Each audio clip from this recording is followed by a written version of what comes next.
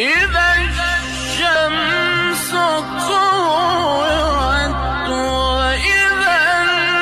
النجوم انكدرت وإذا الجبال سيرت وإذا العشار عطلت وإذا الوحوش حشرت